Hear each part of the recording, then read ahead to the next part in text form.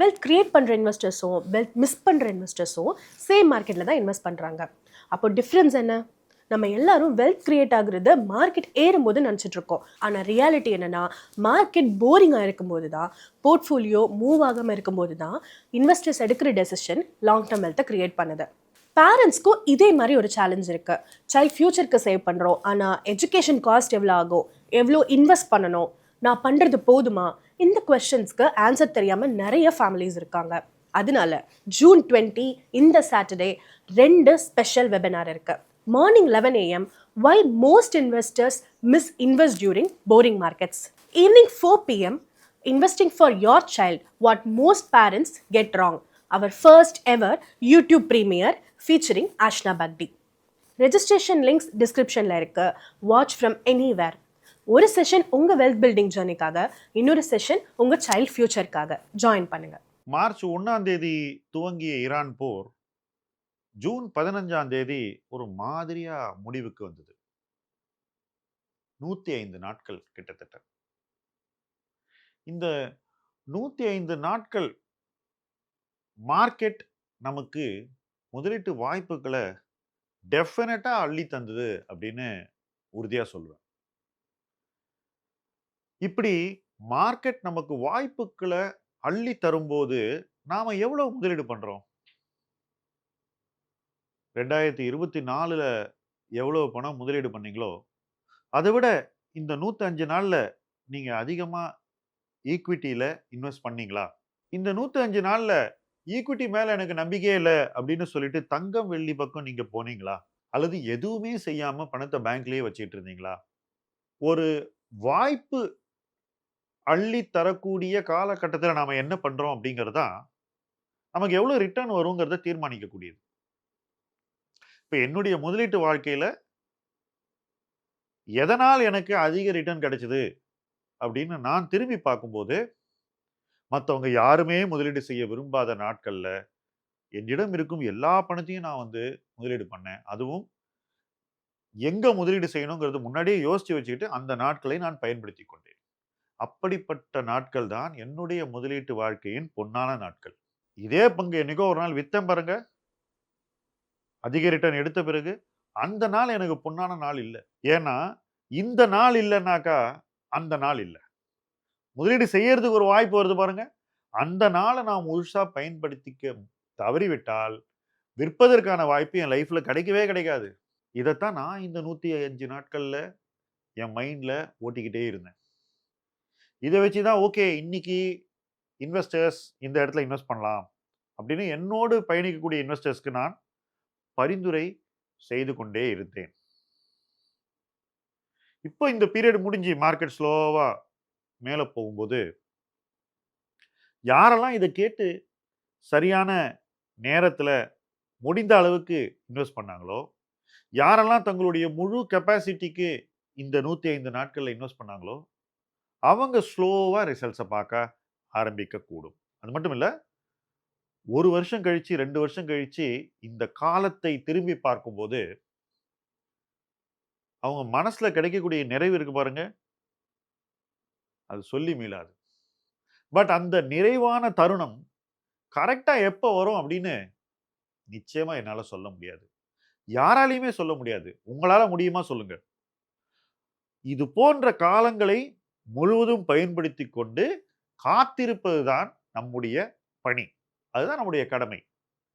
அந்த கடமையை நம்ம யாருக்காக செய்யறோம் அப்படின்னு கேட்டீங்கன்னா, நமக்காக தான் செய்யறோம். I do it for myself, you do it for yourself. So அந்த மாதிரி ஃபேஸஸ்ல நம்ம டிஸ்ட்ராக்ட் ஆகி யார் என்ன சொல்றாங்க, யார் போரை பத்தி என்ன சொல்றாங்க, கவர்மெண்ட்டை பத்தி என்ன சொல்றாங்க, ஈரானை பத்தி என்ன சொல்றாங்க, ட்ரம்ப்பை பத்தி என்ன சொல்றாங்க, யார் பெரிய பெரிய டூம்ஸ்டே தியரி எல்லாம் போடுறாங்க, இதெல்லாம் தேடி போய்கிட்டு இருந்தாக்கா இந்த காலம் எதுவுமே செய்யாமல் கடந்து போகும். அல்லது நீங்க செய்ய வேண்டிய அளவு செய்யாமல் மிக குறைவாக செய்து கடந்து போகும். நிறைய பேருக்கு ஒரு நம்பிக்கை இருக்கு, எது வாங்கணும்னு சொல்லிடுங்க சார், நான் கரெக்டா பண்ணிடுவேன் அப்படின்னு. நானும் முதலீட்டுக்கு வந்த நாள்ல இருந்து இப்படிப்பட்ட நபர்களை பார்த்து கொண்டே இருக்கிறேன். எங்கெங்கயோ போய் எதையோ தேடி எந்தெந்த பெயர்களையோ கண்டுபிடிச்சு, நல்ல நல்ல பெயர்களை எல்லாம் கூட கண்டுபிடிச்சு கடைசியில இவங்க என்ன பண்ணாங்க அப்படின்னு பார்த்தீங்கன்னாக்கா, பெருவாரியாக முதலீடுகளை போதுமான அளவு செய்யவில்லை. எவ்வளவு இன்வெஸ்ட் பண்ணமோ, அதுல அவங்க 5லிருந்து 10% தான் இன்வெஸ்ட் பண்ணியிருப்பாங்க. ஒரு நல்ல கம்பெனில. அந்த கம்பெனி யார்ட்டயோ தேடி கஷ்டப்பட்டு கண்டுபிடிச்சு கூட அதுல இன்வெஸ்ட் பண்ணியிருப்பாங்க குறைவா. நான் சொன்ன இந்த மார்ச் 1லேருந்து ஜூன் 15 105 நாட்கள் இருக்குல்ல, இந்த மாதிரி கால அவகாசங்கள்ல அவங்க எதையுமே உருப்படியா செய்யலன்னு நான் சொல்லுவேன். எதேதோ செஞ்சிருப்பாங்க. இந்த மாதிரி ஃபேஸ்ல வெறும் ஒரு ஷேர வாங்கி 10% ஏர்ன் பண்ண ட்ரை பண்ணுவீங்களா? அல்லது 10 வருஷத்துக்கு வைத்துக் கொள்ளக்கூடிய ஒரு பங்க தேடி போவீங்களா? எத செய்யணும்? அந்த பிரையாரிட்டி அவங்கள்ட்ட நான் பார்க்கல. இதனால தான் நீங்க எதை கவனம் கொள்கிறீர்கள்? எதன் மீது அதிக கவனம் செலுத்துகிறீர்கள்? எது உங்கள் குறிக்கோள்? இந்த 3 விஷயங்கள்ல இன்வெஸ்டர்ஸ தயார்படுத்திக்கிட்டே இருக்கும். ஒரு மைல்கல் இருக்கு. அத போய் ரீச் பண்ணோம்னு நம்ம சொல்லும்போது, நம்ம அதிலேயே கவனமா இருப்போம். அப்ப அதை சார்ந்து சிந்திப்போம். அதை சார்ந்து என்னென்ன செய்யணும்னு நம்ம பார்த்துக்கிட்டே இருப்போம். அத செஞ்சுக்கிட்டே இருப்போம். வேறஸ் இன்னைக்கு போர் இருக்கு. பயங்கரமான ஒரு கவலை இருக்கு. ஆயில் பிரைஸ் $125 இருக்கு. அப்படின்ற டைம்ல பயந்து என்ன செய்யறது? அப்படின்ற ஒரு கொஸ்டினயே எழுப்பாம ஒதுங்கிட்டோம்னு வச்சுக்கோங்களேன், அந்த பீரியட் அப்படியே வேஸ்ட்டா போயிடுது. ஃபோக்கஸ் இருக்கக்கூடியவர்கள், சரியான குறிக்கோள்கள், சரியான இலக்குகளை வைத்திருப்பவர்கள், இது போன்ற காலங்களை டெஃபினட்டா வேஸ்ட் பண்ண மாட்டாங்க. இன்ஃபாக்ட் அதுல மேக்ஸிமம் பயன்படுத்திக் கொள்வார்கள். இவர்கள் எத்தனை சதவிகிதம்? என் பார்வையில 100 பேர் இருந்தா 10 பேர் தான் இத செய்றாங்க. மீதமுள்ள 90 பேரு, இப்ப வேண்டாம், அப்புறம் பண்ணிக்கலாம். எனக்கு தெரியும் மார்க்கெட் இன்னும் கொஞ்சம் இறங்கும். இல்ல இன்னும் கொஞ்சம் இறங்கினாவட்டும் இத பத்தி யோசிக்கலாம். மார்க்கெட் எங்கேயும் போயிராது. இப்படி ஜெனரலைசேஷன் சொல்லிக்கிட்டே இருப்பாங்க. இந்த ஜெனரலைசேஷன்ஸ் தப்புன்னு நான் சொல்லல.